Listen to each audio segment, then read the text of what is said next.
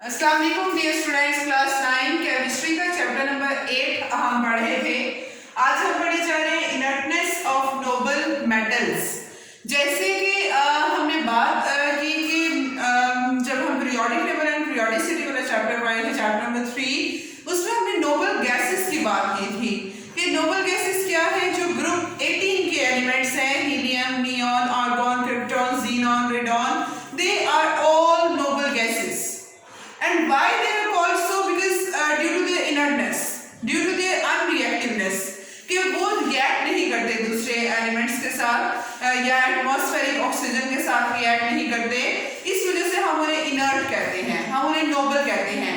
इसी तरह से पीरियोडिक टेबल में कुछ मेटल्स ऐसे हैं जिनको हम नोबल मेटल्स कहते हैं, जो कि अनरिएक्टिव होते हैं, जैसे गोल्ड है, aureum, that is a Nobel metal. उसके बाद सिल्वर है, वो भी नोबल मेटल ही आता है, वो भी अनरिएक्टिव होता है। तो ये दो मेटल्स ऐसे हैं जो नोबल मेटल्स हैं। अब ट्रांजिशन मेटल्स क्या होते हैं? नाम से पता चल रहा है ट्रांजिशन, जिनमें ट्रांजिशंस होती रहे। मतलब ये कि ऐसे मेटल जिनमें जो डी ऑर्बिटल है वो in the process of filling हो, वो फिल हो रहा हो, और इस वजह से ये जो मेटल्स हैं, ये ट्रांजिशन मेटल्स, फिर ये क्या करते हैं? वेरिएबल ऑक्सीडेशन स्टेट्स शो करते हैं। इनमें more than one oxidation state जो है वो होती है। जैसे कॉपर है, कॉपर +2 भी शो करता है, +3 भी शो करता है, ठीक है। तो इस तरह से ये वेरिएबल ऑक्सीडेशन स्टेट्स शो करते हैं, क्योंकि इनमें जो डी ऑर्बिटल है वो in the process of filling होता है, वो भी फिल नहीं हुआ होता, तो वो फिर जो एम्प्टी होता है, तो फिर ये वो वैसे वैसे ऑक्सीडेशन स्टेट शो करते हैं। ट्रांजिशन एलिमेंट्स, ट्रांजिशन मेटल्स जो हैं, ये ग्रुप पीरियोडिक टेबल का ग्रुप 4, 5 और 6, इसके जो एलिमेंट्स हैं वो इसमें ट्रांजिशन में आते हैं। सब ग्रुप जो जैसे हमें पता है पीरियोडिक टेबल के हम दो ग्रुप्स में डिवाइड करते हैं। ग्रुप ए एलिमेंट्स हैं जो नॉर्मल एलिमेंट्स हैं, एक ग्रुप बी एलिमेंट्स हैं जो ट्रांजिशन है बेसिकली। तो ग्रुप बी में हमारे पास थर्ड ग्रुप से लेके ऑलमोस्ट 11 ग्रुप तक ये जो एलिमेंट्स पाए जा रहे हैं वो ट्रांजिशन एलिमेंट्स हैं। 3 सीरीज बनाते हैं ग्रुप 5 के। फर्स्ट सीरीज में ग्रुप 5 के आते हैं जो कि शुरू होते हैं स्कैंडियम से, स्कैंडियम से स्टार्ट हो गए एंड इनका हो रहा होता है स्कैंडियम 21 से लेके जिंक तक, इनका जो है वो एंड हो रहा है जिंक 30। उसके बाद दूसरी सीरीज आ जाती है यट्रियम की। यट्रियम जो है, यट्रियम से लेके ये चलते आते हैं आगे कैडमियम तक। ये for second series of transition elements या डी ब्लॉक एलिमेंट्स भी हम इन्हें कह सकते हैं। ये फर्स्ट सीरीज, और थर्ड सीरीज स्टार्ट होती है लैंथेनम 57 से, और ये एंड होती है लैंथेनम 57 से नेक्स्ट मर्क्यूरी। ये ट्रांजिशन सीरीज है। मर्क्यूरी 80 तक चलेगी ये वाली, मर्क्यूरी 80, यस, 57 से मर्क्यूरी 80 तक। ये 3 ट्रांजिशन सीरीज हैं। अब इनमें हम बात करें जो ग्रुप 11 है, ये 12 तक जा रहे हैं। ग्रुप 11 में हमारे पास पहले आ जाता है यहाँ पर कॉपर, फिर नेक्स्ट इस ग्रुप के नीचे ग्रुप 11 में हमारे पास सेकंड सीरीज जो है ट्रांजिशन की, उसमें है सिल्वर, और जो थर्ड सीरीज है उसमें ऑरियम, गोल्ड। अब इनमें से जो कॉपर है, कॉपर अनरिएक्टिव नहीं है, कॉपर इनर्ट नहीं है, कॉपर रिएक्शन कर जाता है। बाकी जो सिल्वर और गोल्ड है ये दोनों अनरिएक्टिव होते हैं। ये दोनों नोबल मेटल्स हैं जिनको हम बात कर रहे हैं नोबल मेटल्स की। ये नोबल मेटल्स हैं जिसकी वजह से इन्हें फिर हम सिल्वर और गोल्ड को मल्टीपल पर्पसेस के लिए इनको यूज किया जाता है।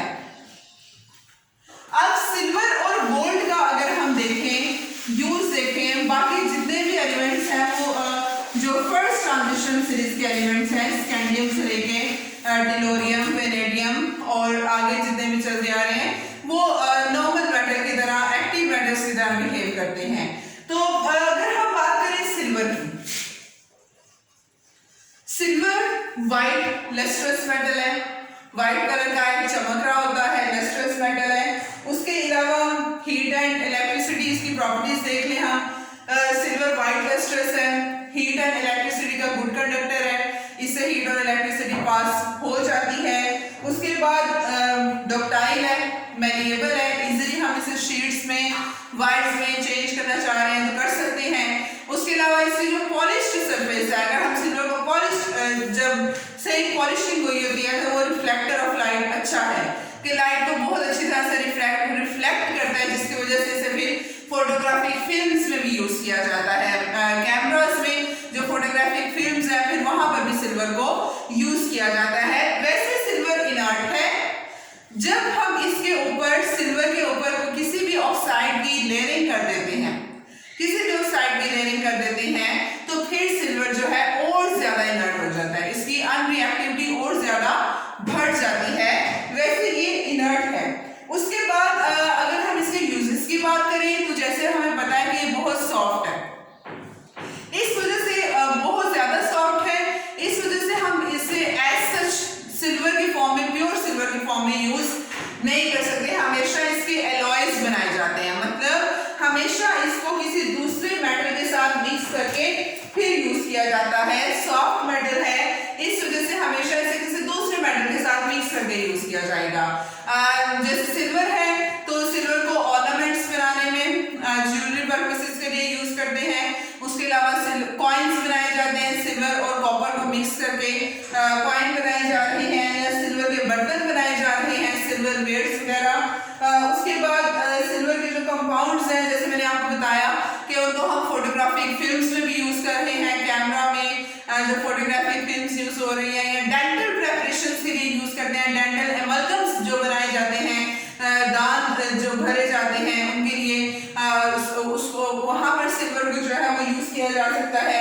उसके अलावा सिल्वर की जो है एप्लीकेशंस मिरर इंडस्ट्री में बहुत ज्यादा है, कि मिरर इंडस्ट्री में हम सिल्वर को यूज करते हैं क्योंकि ये गुड रिफ्लेक्टर ऑफ लाइट है, इस वजह से हम इसे मिरर इंडस्ट्री में यूज करते हैं।